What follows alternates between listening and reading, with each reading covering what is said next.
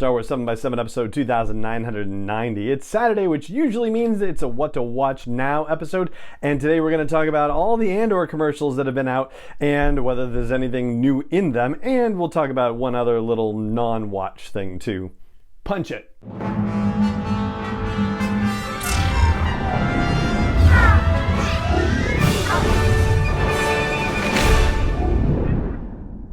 Hey Rebel Rouser, I'm Alan Voivod and this is Star Wars 7x7, your daily dose of Star Wars joy.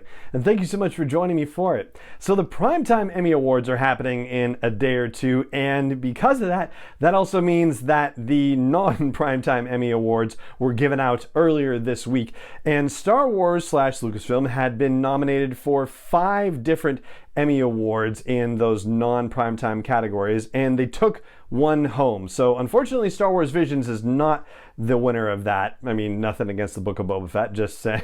It's too bad also for them, but they were nominated for Outstanding Animation, and they did not win that one. They lost to Love, Death, and Robots. Book of Boba Fett was nominated for 4 Emmy Awards, and they won one of them, which was for Outstanding Visual Effects.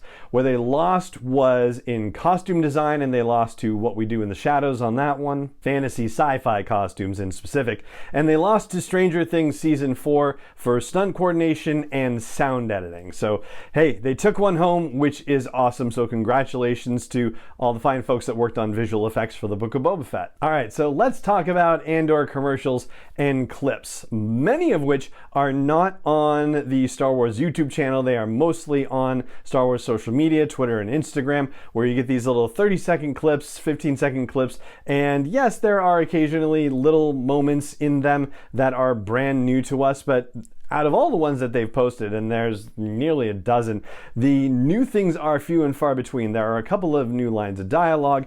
Probably the biggest new thing, comparatively speaking, was on Good Morning America. They shared a new 20-second clip of Cassian having a conversation with 2 people, one of which is named Vetch apparently, and he's a giant hulking character, and the other character he's talking to seems to be somebody who, whether he's working with him as in some kind of scoundrel capacity. Basically, the guy says, I'm not one of these people who's going to float you until they forget how much money you owe them. So Cassian, I guess, is kind of living on the edge as far as that goes, and it sounds a little, Han Solo scoundrel-like. I think that character's name was Nooch or something like that. I'm not quite positive. I listened to it a couple of times, and I can't quite pull it out. But anyway, it looks like this other character, Vetch, like the giant character looming over the 2 of them, is hired potentially as threat or as muscle, but he's known to Cassian and said, why did you let this guy talk you into this?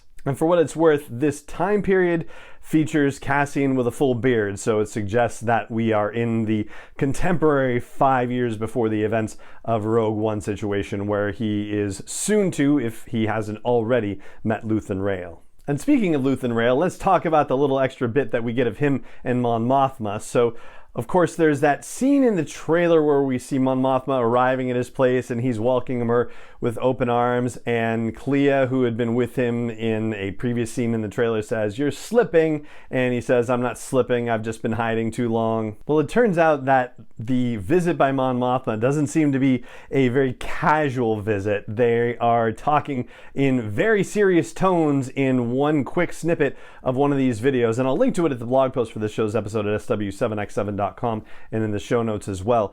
And Luthen says to Mon Mothma, "The time has come to force our hand," whatever that might mean, but it does put one in mind of Mon Mothma's conversation about if they think I'm an irritation, then they may not notice what I'm really doing, and the other, presumably senators, saying, "What are you doing?" Well, apparently she's working with Luthen Rael to start a burgeoning rebellion. And then the other video I want to flag for you was posted on Star Wars Social, but it's also on their YouTube channel, and it's called Timeline. It involves Diego Luna introducing the events of Star Wars and of Rogue One and talking about, before this and before that, right, setting everything up. Then, there's the line that he says about the series, which sounds basically kind of like a tagline for the whole thing. And it goes like this: an unsuspecting thief named Cassian Andor will be thrust into a journey that sparks the birth of a rebellion and sets in motion everything you've come to know. So this does make me think of Genevieve O'Reilly's interview where she said that she was happy that they carved a place out for her in this story, and it feels like they didn't just carve a place out for her. Like, they actually had a very purposeful intention for her to be a part of this story. And looking at the birth of rebellion from the highest levels of the Senate that are actually secretly figuring out how to coordinate this and make this happen.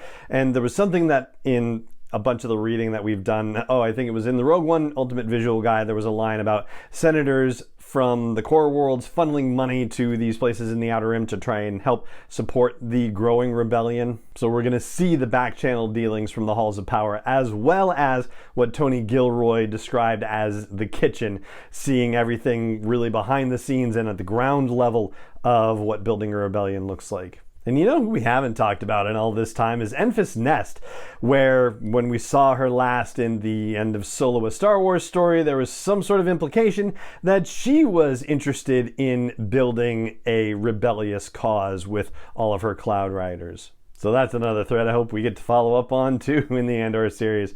Lots of questions and not much time left. We are counting down the days until the Andor series drops. It's only 11 now, so hang in there. And that is going to do it for this episode of the podcast. It just remains for me to say thank you so much for joining me for it as always, and may the Force be with you wherever in the world you may be. 7x7 is not endorsed or sponsored yet by Lucasfilm Limited, Disney, or 20th Century Fox, and is intended for entertainment and information purposes only. Star Wars, the Star Wars logo, all names and pictures of Star Wars characters, vehicles, and any other Star Wars-related items are registered trademarks and/or copyrights of Lucasfilm Limited, or their respective trademark and copyright holders. May the Force be with them. All original content is copyright 2021 by Star Wars 7x7. We hope you love it.